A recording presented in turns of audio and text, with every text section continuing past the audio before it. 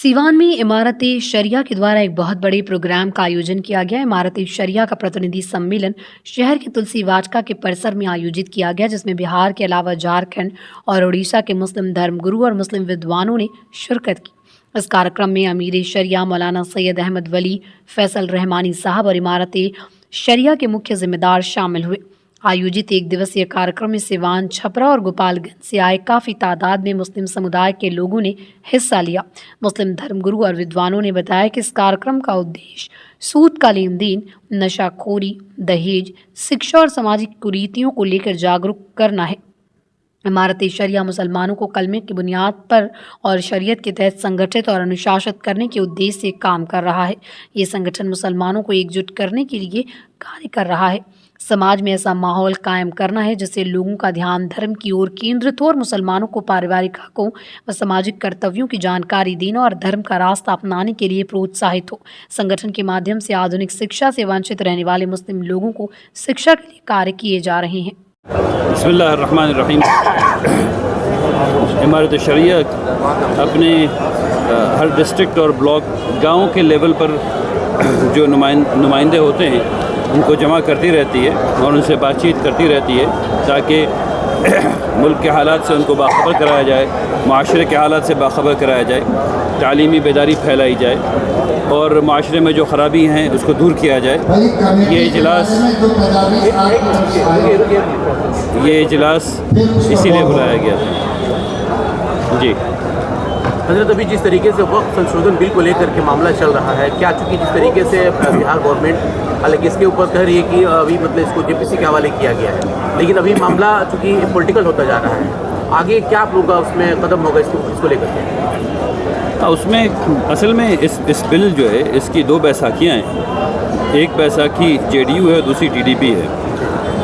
दोनों secular socialist पार्टियाँ हैं, या कम से कम ये क्लेम करते हैं कि सेकुलर सोशलिस्ट पार्टियाँ हैं। इन लोगों को, सब लोगों को खूब पता है कि इस बिल से वक्फ की जायदाद को ख़त्म हो जाना है। तो मेरी उम्मीद तो इन दोनों पार्टियों से ये थी और है कि ये लोग इस बिल से अपने हाथ को खींच लेंगे। इस बिल से अपने हाथ को खींच लेने से इनको ना सेंटर में नुकसान है ना स्टेट में नुकसान है। तो मैं तो ऐसा समझता हूँ कि ये दोनों में से कोई एक पार्टी आवाम की हिफाजत के लिए, आवाम को जिस अमन और अमान से लोग हैं उसको रहने के लिए, इन दोनों में से किसी एक को ये फ़ैसला ले लेना चाहिए। ये देर क्यों हो रही है मेरी समझ के बाहर है। इस पर टेक्निकल खामियां क्या लग रहा है? अगर ये संशोधन बिल आ रहा है तो उसमें आप लोगों को क्या आपत्ति हो सकती है? उसमें 2 दिन आप मेरे साथ सेमिनार में बैठी, फिर आपको पता चलेगा हर एक चीज़ गलत है, कोई एक चीज़ सही नहीं है। मसलन 3C1 ये कह रहा है कि अगर एक आदमी ने एप्लीकेशन, दावा भी नहीं किया कोर्ट में, एक आदमी ने एप्लीकेशन लिख के दे दिया कि वक्फ की जायदाद वक्फ की नहीं है, ये गवर्नमेंट की प्रॉपर्टी है, उस वक्त से वो प्रॉपर्टी सीज़ कर जाएगी वक्फ की तरफ होने से। अब वो मस्जिद है, वो कब्रिस्तान है, वो स्कूल है, वो मेडिकल स्कूल है, वो कॉलेज है, अब वो सीज़ कर गया। अब आप उसमें ऑपरेशन कैसे करेंगे? आप काम कैसे करेंगे उसमें? ठीक है ना? तो अब ये लॉ एंड ऑर्डर सिचुएशन पैदा होगी कि नहीं होगी? ठीक है ना?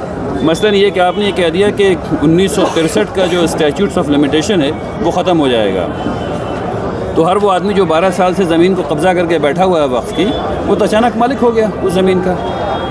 अचानक अगर 12 साल से वो वक्फ पे कब्ज़ा करके बैठा हुआ है तो ज़मीन वक्फ ही नहीं रही, अब उसकी हो गई। ठीक है ना? आपने ये कह दिया कि हर स्पेशलाइज्ड एक्ट में, चाहे वो PMLA हो चाहे कोई भी एक्ट हो, उसमें ये कानून होता है कि इस मसले में इस कानून को फ़ौक़ियत होगी, ये कानून सुपरसीड करेगा इस मसले में, उसकी हो गई। ठीक है ना? आपने ये कह दिया कि हर स्पेशलाइज्ड एक्ट में, चाहे वो PMLA हो चाहे कोई भी एक्ट हो, उसमें ये कानून होता है कि इस मसले में इस कानून को फ़ौक़ियत होगी, ये कानून सुपरसीड करेगा इस मसले में। तो वक्फ के मसले में ये होगा, आपने वो निकाल दिया।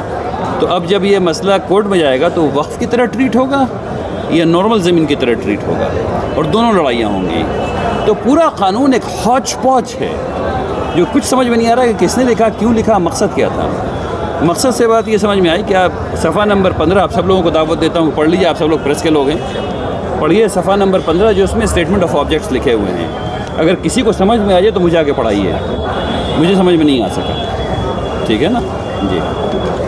अजमेर का जो मसला हुआ है, जिस तरह से याचिका को एक्सेप्ट कर लिया गया, उसको लेकर क्या कुछ करेंगे? इस मुल्क की बदकिस्मती है, और क्या कहेंगे। नशा पे क्या कहेंगे? सीमान के जो यूथ है हिमाचल प्रदेश में नशा पे बहुत आपकी जो टीम है, आपकी जो ये क्या काम कर रही है? देखिए, नशा एक कॉम्प्लेक्स टॉपिक है। इसमें सबसे पहले तो बेदारी फैलाना होता है, तो बेदारी फैलाई जा रही है।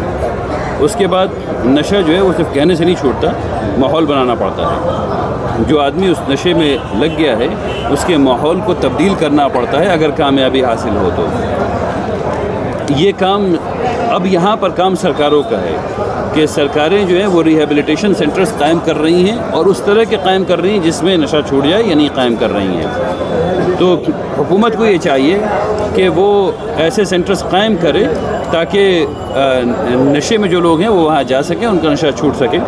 लेकिन जब तक कि वो कायम नहीं हो रहा है, मुआशरे के तौर पर भी हम लोगों के माहौल को तब्दील कर सकते हैं। मसलन ये कि आदमी अगर इस कमरे सिर्फ ये कर देना कि उसको ये समझा देना कि नशे से पहले अगर वो 3 गिलास पानी उसको पिला दिया जाए तो नशे की ख्वाहिश जो है वो कम हो जाती है। सिर्फ ये बात बता देना, इससे बेदारी फैल जाएगी।